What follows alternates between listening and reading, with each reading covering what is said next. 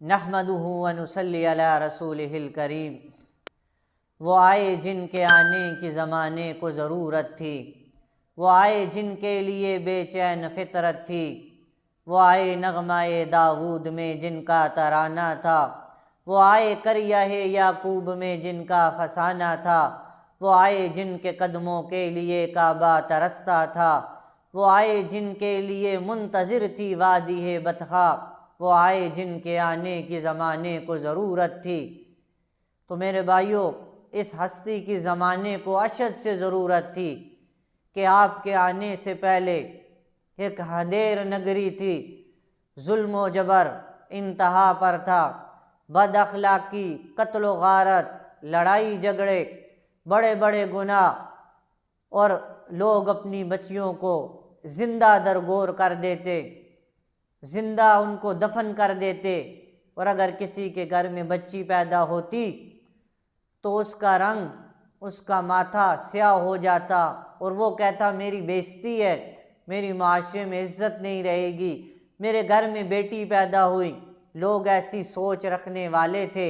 مردہ ضمیر ہو چکے تھے، طاقتور خدا بنے ہوئے تھے، اور غریبوں کو مار پیٹ کرنا، ان سے کام لینا اور پھر ان کو مارنا، پھر ان سے کام لینا، پھر ان کو مارنا، کھانے پینے کے لیے کچھ نہ دینا۔ مالدار جو تھے، طاقتور جو تھے، وہ خدا بنے ہوئے تھے۔ پھر 12 ربیع الاول 22 اپریل 571 عیسوی کو ایک سورج مکے سے طلوع ہوتا ہے، اماں آمنہ رضی اللہ تعالی عنہا کی گود سے، اور عبداللہ کا در یتیم اور عبد المطلب کا پوتا، یہ وہ سورج ہے جو طلوع ہوا اور جو ہمیشہ کے لیے طلوع رہے گا،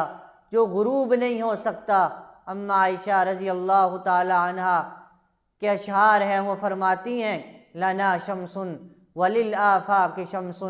وشمس خیر من شمس السماء فإن الشمس تطلع بعد الفجر وشمس طالع بعد العشاء افلت شموس الاولین وشمسنا ابدا علی افق العلا لا تغرب۔ فرماتی ہیں ایک آسمان کا سورج ہے اور ایک زمین کا سورج ہے، آسمان کا سورج تو غروب ہو جاتا ہے، یہ جو سورج ہے محمد مصطفیٰ صلی اللہ علیہ وسلم، یہ کبھی نہ غروب ہوگا۔ ارے ایک کے سورج غروب ہو گئے، لیکن میرا سورج کبھی نہ غروب ہوگا، اسے قیامت کا زلزلہ بھی غروب نہیں کر سکے گا، قیامت کی آندیاں بھی اس سورج کو غروب نہیں کر سکے گی۔ آپ نے 12 ربیع الاول کو آپ کی آمد ہوئی، اور آپ کی آمد میں ساری دنیا میں ہلچل مچ گئی، بادشاہوں کے تخت گر گئے،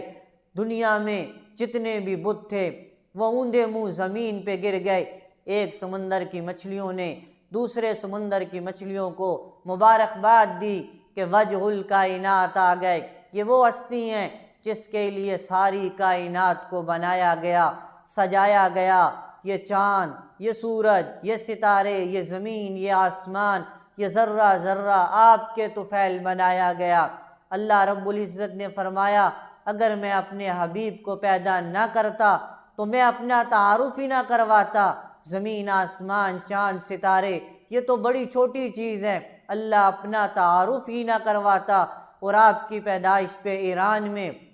1000 سال سے لگی آگ بجھ گئی، پجاری پریشان ہو گئے، اور نوشیروان کا محل ہلنے لگا، اس کے 14 برج زمین میں گر گئے۔ اس نے ایک یہودی عالم کو بلایا، کہا یہ کیا ہو رہا ہے؟ اس عالم نے کہا مجھے نہیں پتا، کہا میرا ماموں ہے ایک، وہ بھی بڑا عالم ہے، میں اس سے پوچھتا ہوں۔ جب اس سے پوچھا تو انہوں نے کہا آخری نبی کی آمد ہو چکی ہے۔ پھر شام کا ایک یہودی اس صبح کو مکے آیا تھا، یہودی نے جب چاروں طرف روشنیاں دیکھیں، جب کائنات کو خوش دیکھا، اور جب دیکھا کہ سورج بھی خوش ہے، زمین آسمان ذرہ ذرہ خوش ہے، تو یہودی نے کہا آج کوئی بچہ تو پیدا نہیں ہوا؟ تو یہودی کو کہا گیا کہ ہاں عبد المطلب کا پوتا پیدا ہوا ہے، آمنہ کے ہاں بیٹا پیدا ہوا ہے، عبداللہ کا در یتیم پیدا ہوا ہے۔ تو یہودی نے کہا مجھے لے چلو۔ جب اس یہودی کو لے کے جایا گیا تو یہودی نے آپ کو دیکھا تو کہنے لگا ویل لک بنی اسرائیل لقد خرجت النبوہ، ہائے بنی اسرائیل، نبوت کا تاج آپ کے سر سے اتر گیا۔ قریش بازی لے گئے۔ پھر فرمایا یہ وہ بچہ ہے سارا عرب جس کا دیوانہ ہوگا، ساری دنیا جس کی دیوانی ہوگی، اور اس کا سکہ ساری کائنات میں چلے گا۔ یہ وہ ہستی ہیں جس ہستی کے بارے میں فرمایا اگر انہیں نہ بناتا تو میں اپنا تعارف ہی نہ کرواتا۔ اور جب آپ پیدا ہوئے تو اماں آمینہ فرماتی ہیں سارا گھر روشن ہو گیا، سارے گھر میں خوشبو پھیل گئی، اور غیب سے آواز آئی طوفوا بہ مشارق الارض و مغاربہا، اس بچے کو مشرق مغرب پھراؤ، بتا دو کل کائنات کو کہ یہ وہ ہستی ہیں جس کے لیے اس ساری کائنات کو بنایا گیا۔ تو اتنی بڑی ہستی ہیں اللہ رب العزت نے قرآن مجید میں جن کی ہر چیز کو بیان کیا، جن کے چہرے کو کہا والضحیٰ کے چہرے والا، واللیل کی زلفوں والا، جن کے سینے کو کہا علم نشرح لک صدرک، جن کی رات کو کہا قم اللیل الا قلیلا، جن کے دن کو کہا ان لک فی النہار سبحا طویلا، جن کے اخلاق کو کہا انک لعلی خلق عظیم، جن کے کردار کو کہا لقد کان لکم فی رسول اللہ اسوۃ حسنہ، جن کی نبوت کو کہا تبارک الذی نزل الفرقان علی عبدہ لیکون للعالمین نذیرا، جن کی چادر کمبل کا ذکر کرتے ہوئے کبھی یا ایھا المزمل، کبھی یا ایھا المدثر، جن کی گردن کا ذکر کرتے ہوئے فرمایا الی عنقک، اور جن کی قسمیں اٹھائی، بار بار جن کی ہستی کی قسمیں اٹھائی، اور اللہ رب العزت نے بار بار قرآن مجید میں ذکر کیا کہ یہ میرا محبوب ہے، یہ میرا نبی ہے، اس ہستی کے لیے میں نے سب کچھ بنایا۔ تو میرے بھائیوں، اس ہستی کی پیدائش پہ خوشی تو ہو رہی ہے، لیکن اس خوشی میں ہم نے سنت کو چھوڑ دیا، ہم نے طریقے کو چھوڑ دیا۔ آپ کی پیدائش پہ 10-15 منٹ ہی گزرے تھے کہ آپ نے کروٹ بدلی اور سجدہ کیا، اور آسمان کی طرف انگلی اٹھائی اور اللہ کا شکر ادا کیا، اور دنیا والوں کو یہ پیغام دیا کہ میں سجدے لے کے آ رہا ہوں، میں شرک کو ختم کرنے کے لیے آ رہا ہوں، میں توحید کا پرچار کروں گا، توحید کے لیے میں جد و جہد کروں گا اور شرک کو ختم کروں گا، سجدے لے کے آ رہا ہوں، نماز لے کے آ رہا ہوں۔ پھر آپ نے ایسی محنت کی، وہ لوگ جو بچیوں کو زندہ درگور کرنے والے تھے، قتل و غارت کرنے والے تھے، لڑائی جھگڑا کرنے والے تھے، وہ ایک دوسرے کے لیے جان دینے والے بن گئے۔ وہ لوگ، ان کا کردار ایسا ہو گیا کہ اللہ رب العزت نے قرآن مجید میں ان لوگوں کے بارے میں فرمایا رضی اللہ عنہم ورضوا عنہ، میں ان سے راضی ہوں، وَكُلًّا وَعَدَ اللَّهُ الْحُسْنَى، میں ان سے راضی ہوں، اور فرمایا فَإِنْ آمَنُوا بِمِثْلِ مَا آمَنْتُمْ بِهِ فَقَدِ اهْتَدَوْا، فرمایا ان جیسا ایمان لاؤ، ابو بکر جیسا، عمر جیسا، عثمان جیسا، علی رضی اللہ تعالی عنہما جیسا، 1.25 لاکھ صحابہ جیسا ایمان لاؤ۔ پھر ان لوگوں کا ایمان ایسا مضبوط ہوا، پھر ان لوگوں کا کردار ایسا ٹھیک ہوا کہ اللہ کے سلام ان کو آتے تھے۔ کل تک جو لوگ بگڑے ہوئے تھے، آج ان کو اللہ کے سلام آ رہے تھے۔ تو میرے بھائیو، دعوت فکر یہی ہے، اگر ہم بھی اللہ کو راضی کرنا چاہتے ہیں، اتنی بڑی ہستی کو راضی کرنا چاہتے ہیں، تو ان نبی کی تابعداری کریں، اللہ کے حکموں کو مانیں، ہماری دنیا بھی بنے گی، آخرت بھی بنے گی۔ نبی پاک صلی اللہ علیہ وسلم